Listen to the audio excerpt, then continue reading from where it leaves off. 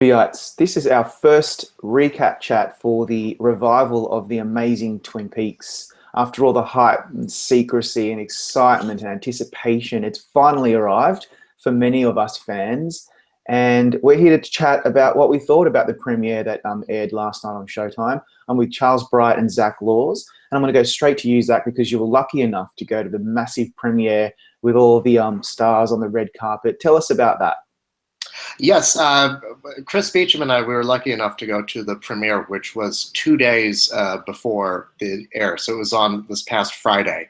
And yeah, I mean, it was, first of all, I mean, it's so great to be able to go into something in this age of Twitter and ads that tell you everything you need to know about the show or the film before you actually watch it. To be able to go into something like this, not knowing anything about it really, other than the original show that it's based on, it was really quite something. And you could feel in the room, even the cast had not seen it.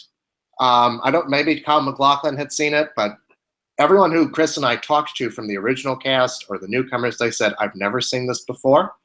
I'm just as excited as you are to see how this is going to turn out. And you could feel it in the room, the anticipation. So then David Lynch comes out to introduce it, and he makes this speech about the trees and how you can hear them if you listen close enough.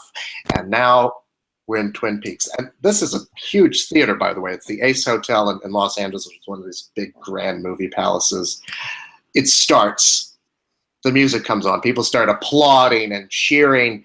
And then as this 2-hour premiere is going on, you can hear people say, what the heck is going on here? Which, again, I've got to applaud David Lynch for that, because it's almost as if he's saying, you rewatched all of Twin Peaks before you did this? Good for you. I don't care. I'm going to give you something that you are not ready for and you're not anticipating.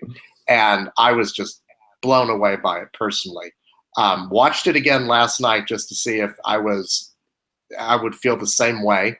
I liked it even better the second time I saw it. Well, Charlie, how did you come to Twin Peaks, and what did this meet your expectations or exceed them? I came to Twin Peaks probably about about 14 years ago. I was getting into David Lynch. I had seen Mulholland Drive, and I thought I had no idea what the hell I had seen after I watched that movie, but I knew that I thought it was amazing and awesome. So I was looking to get more into, and then I heard that he had been in television with this show called Twin Peaks. So I went down to Hollywood Video, which was the video store that my family rented from, and they had the whole first season on VHS, including the pilot. So that's how I saw the first season, and I got really into it, and I thought it was so cool, and I would make references about it at school that no one understood. And I actually had never seen Who Killed Laura Palmer until recently, because a couple months after I finished the first season, there wasn't any access to the second season. They hadn't released it on DVD, and and Bravo, before it came out of the closet in 2004, I think, used to air reruns of Twin Peaks at like 3 o'clock in the morning. So I would tape it, but where it picked up was just after the reveal of Who Killed Laura Palmer. So that that's how I came to that. And I just literally last night rewatched the whole thing, even though I had seen the ending before. Rewatched the whole thing and fell in love with it all over again. And Charlie, did you love the premiere, or did you have issues with it? Just very briefly, what do you think? Yeah, it's so hard to say, because when I heard that they were bringing it back, and then when you saw how much secrecy everything was clouded in, like even actors didn't really know what was going on besides literally what they were shooting. I had this, and the fact that it's David Lynch, I had this feeling that it was going to be very confusing, surreal, artsy, basically everything you would associate with the David Lynch project. And so basically, on that, it met my expectations.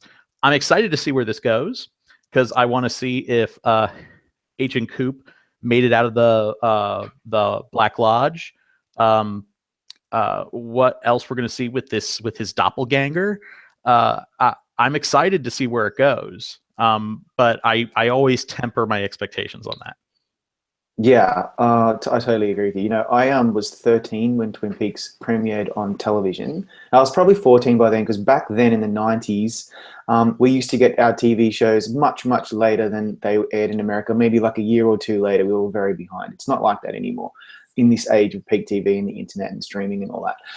And so I remember watching it as a kid, and I still remember being so terrified of certain scenes. But I was so into it back then. Even it was probably the beginning of my love affair with television and film. And then that's how I became a David Lynch fan, and got really into it. And my wife Paula, she had never seen the show, so it was my opportunity to revisit it and kind of introduce it to her. We watched most of the episodes in the last few months, and then we watched it again. We watched the premiere last night, and I've got to tell you, I was totally into it. We both were, actually. I loved it. There were some parts that didn't quite work for me, but I'm giving him a pass as David Lynch. I'm happy to just go with the flow. But there are some elements that we should probably just talk about in some detail to figure out what the hell they meant and what we thought of them. But first of all, did you guys like how it was so polished? It felt like Twin Peaks was trying to be a really cool, edgy cable drama. Like, do you think that's a fair enough assessment, Zach? It not even just that. I mean, it felt like he was trying to blur the lines between film and television, even more so than we've seen them blurred these days. I mean, it really does. Just based on what we've seen so far, it feels more like a David Lynch movie. It's incredibly cinematic, and I mean, it probably helps that he directed all 18 of these episodes. We don't quite know how he went about shooting all of this. He might have just shot it the way he shoots any other movie, for all we know. It's an incredible work of art in that regard, and I'm excited to watch it because there's images in this thing that go all the way back to like Eraserhead. I'm thinking about that, the arm, the tree with the pulsating blob on the top of it was, I'm watching this, I'm thinking, this is like right out of old school David Lynch, so I think it's going to surprise a lot of people who may only know David Lynch through Twin Peaks. And I'm really excited to see where it goes from there.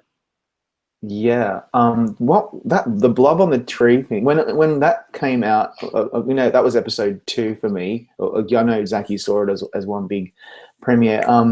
It started getting more and more weird, and it took me a little bit to just kind of work out what the hell is going on. What's the tree warning Coop about? Why did Laura warn Coop? Theories, Charles? Well, I can tell you a theory I have about the tree. Remember the tree, because and this actually helps that I just watched the whole thing. Yeah. Is that the tree says I am the arm, which I think is referencing both the one-armed man, which was Mike, the other spirit that knew about the other demonic spirit, Bob, and we also heard the little man from another place, infamously portrayed by Michael J. Anderson, who is not in this, unfortunately. It's very sad that he's not in it. I think that's the new embodiment of the man from another place. Fascinating. Right. I just rewatched the show, like Charlie, and also the movie, and there is I'm forgetting the specifics of it, but there is a reference that the little man Michael Anderson makes to "I am the arm," and so that's what's so fascinating about this is that it both plays with your memories of Twin Peaks and also just completely throws those out the window. In that first episode, there's hardly any reference to characters who we know and love. It's a bunch of people who we don't know in places that are not Twin Peaks. Yeah. Well, let's go to that. Like, what did you think of so the New York City stuff, so you have this young guy who's looking at a glass box. He then has sex with the kid from The Nanny, and then this really horrible, scary creature comes out of the box and kind of kills them by a billion cuts. That's how I saw it. And I thought it was really, really scary. I was like, oh, wow, this is really freaking me out. Charlie, what did you think of the glass box? I mean, I actually thought it was going to be a much bigger jump scare, because I thought it was going to be something like, like from Fire Walk with Me, like one of those bigger jump scares of that coming out. So it was a little bit of a letdown. But I'm wondering what in God's name is going on with this South Dakota thing. Yeah. That's what I'm wondering. What is? I'm wondering what in God's name is going on with this thing. Why are we there? I mean, I am interested into why Matthew Lillard might have killed two people and then put the head of one and the body of the other in a bed. Of course, I always kind of wondered that about Matthew Lillard, but that's another thing altogether. That's a whole other thing. And there are also those distinct Lynchian touches, like the woman who was going, who discovered the smell. Yeah. How she kept on remembering things that were so obvious. That is such a Lynchian thing perfect. to have in the middle of it. And I just thought that was a nice touch, especially for us for fans of David Lynch. I'm just not sure what to think. I'm still processing it, even after all of this. I'm still processing it. Well, don't forget the maintenance man who they talk to. Yeah. who's like, you brought the police to my place of work. Yeah. Lynch. Loved it. So funny. And so funny. He does have such a wonderful sense of humor. It's something that a lot of people sometimes don't quite remember, because he's so avant-garde and he's kind of so scary and weird, but he's really funny too. And those things in South Dakota were great. Very, very funny.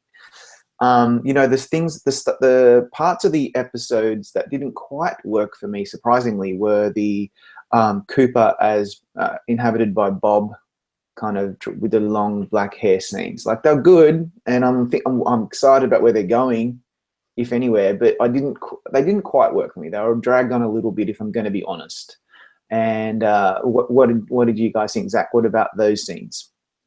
Well, I like those scenes. I do, and mostly because I think that this is probably the best work that Kyle MacLachlan's done in a really long time, and it is very we forget that at the end of the original Twin Peaks, Agent Cooper is possessed by the demon Bob, or this doppelganger, right? Is running around, and so. It's really unsettling to watch this guy who is so good and so above board in the original series. All of a sudden, spoiler alert, I guess if you're watching this, you've already watched the episodes. That scene in the motel room where he kills that girl is really unsettling.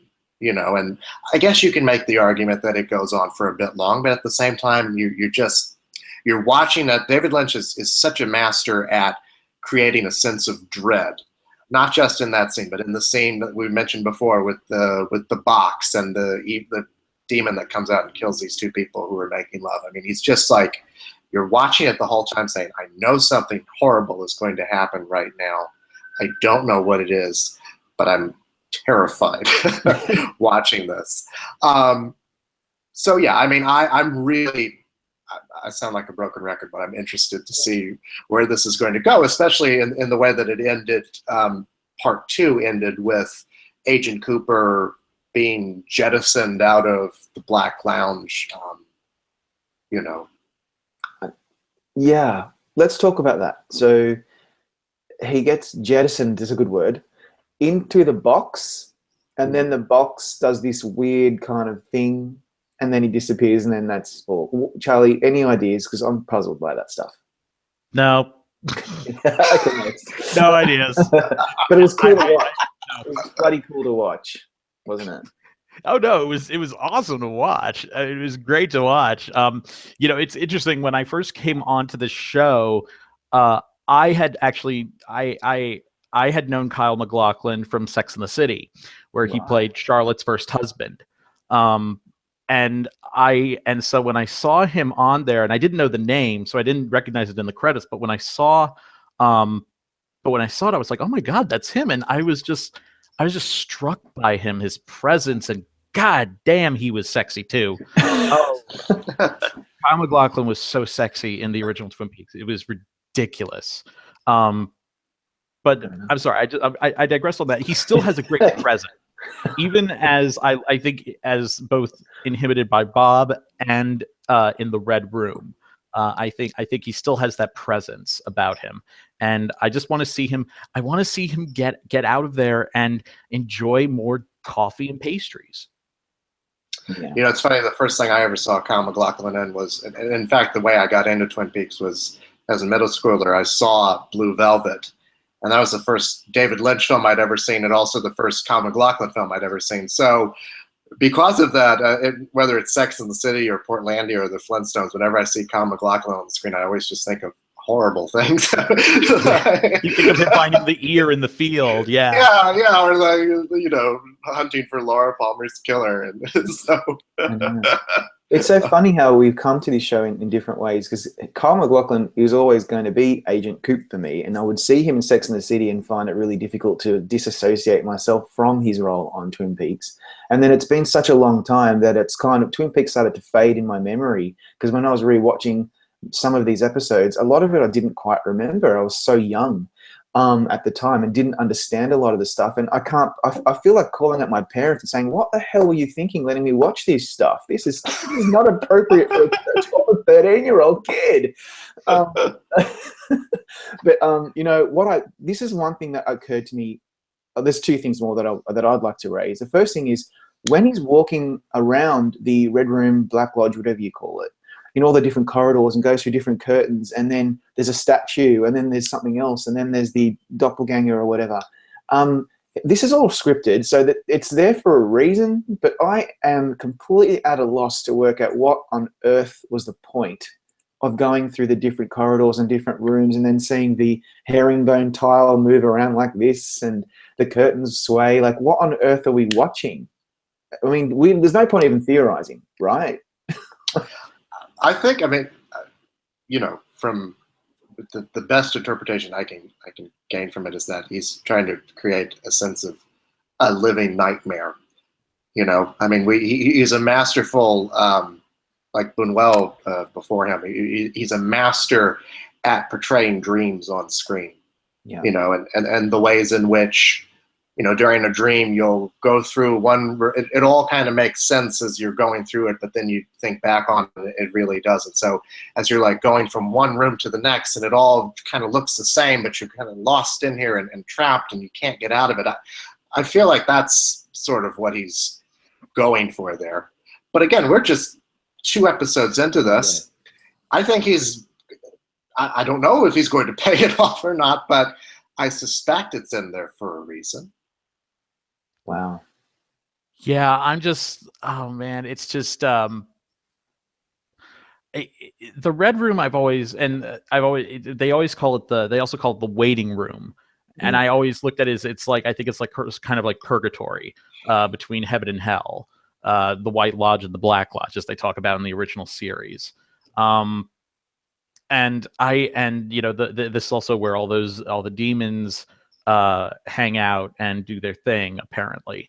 You know, as Zach said, you know, we're only 2 episodes in, and who the hell knows where this is going to go.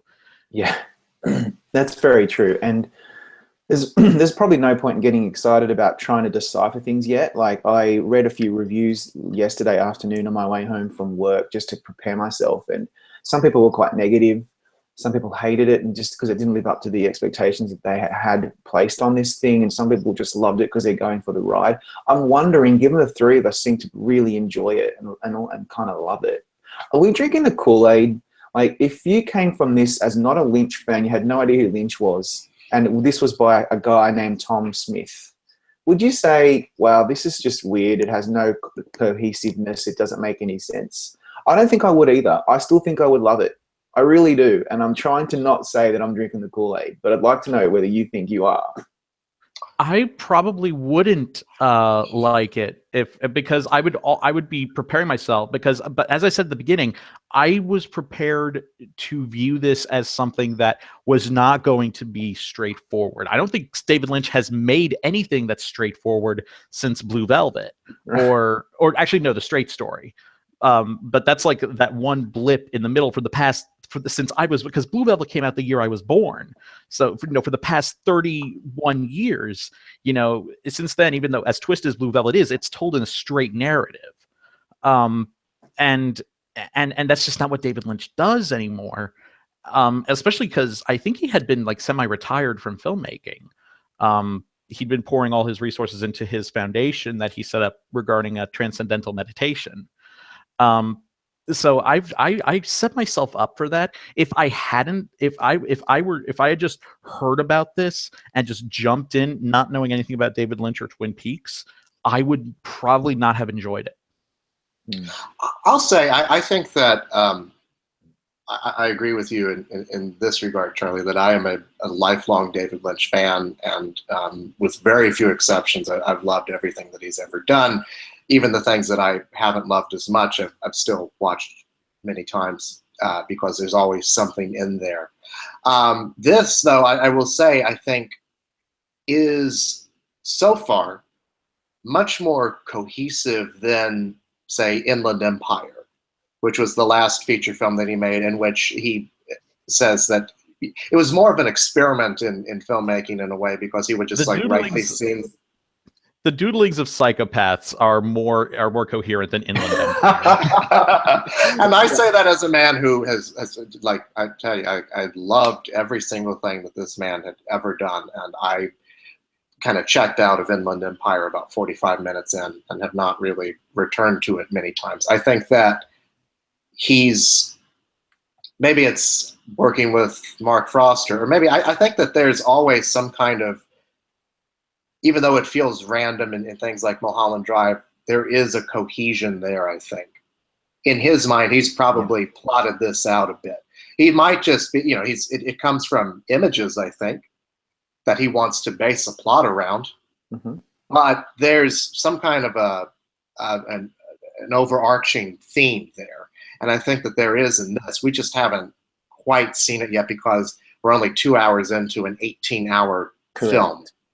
So let's be patient. Maybe I just wanted to, yeah, go ahead. I just want to also say to what Zach just said a moment ago, how Blue Velvet was the first thing he ever saw by David Lynch. My mom tried to keep me away from Blue Velvet for years, and then she was just like, "Screw it, whatever, watch it." And I did. I thought it was a masterpiece. Years later, my mom said, "Oh God, I finally watched that. That movie's horrible." She thought it was stupid. It's not that it offended her. She just thought it was stupid. It's not for them. Yeah, exactly. But the way I first heard about Blue Velvet, I was watching one of the AFI specials. It was their 100 most heart-pounding movies, I think it was. Mm-hmm. And Blue Velvet was on that list. And William Friedkin, the director of The Exorcist, actually had the best quote of any of the movies on there. He said, "Blue Velvet is the closest thing I have ever seen to an actual nightmare." And when I saw that, especially the scenes where Kyle MacLachlan is looking through the closet at Isabella Rossellini, and the first time we meet Dennis Hopper's character, that is so terrifying to me. And that was one of my entryways in there as well. Yeah. Even it's so weird to think about, just having rewatched Twin Peaks, the original Twin Peaks recently. That was on ABC. Yeah. In the early 90s. I think it was at the same time that Full House was on the air, on the same channel. And I mean, it's so not just weird and eccentric, but dark and violent and sexy. Yeah. To think that was on network television back then, that they had seen Blue Velvet and said, "This man needs to make a television show." Yeah. And the guy who championed it there, because a lot of ABC was very reticent about it, but it was their head of entertainment, Bob Iger, who's now, I think he's the chairman of Disney, or the chairman of Disney Entertainment, ever since Disney acquired ABC. He was the real champion behind that show. Yeah. It's amazing, like, and that's why I think if I'm going to be drunk on the Kool-Aid, then so be it. Because obviously, the three of us have come to this as huge Lynch fans. For me, Blue Velvet, yes, but more so, more recently than that was Mulholland Drive, which I think this has a lot of that aesthetic, and Lost Highway, which I was reminded about that a few times as well. And those two, when I was growing up, or when I was at university doing films, film school. I was like so into his aesthetic. That's what I love about him the most. And you can tell it's a Lynch project just from seeing it and looking at it and listening to it. It doesn't really matter about what the plot is half the time. You're just kind of immersed in that nightmare reality. And I don't think anyone else can do it as good as him. So I'm ready for more nightmares. Let's do this. Very excited about more and more and more. We'll see what happens next week. Thanks, guys. We'll meet again next week. Sounds good. Thanks.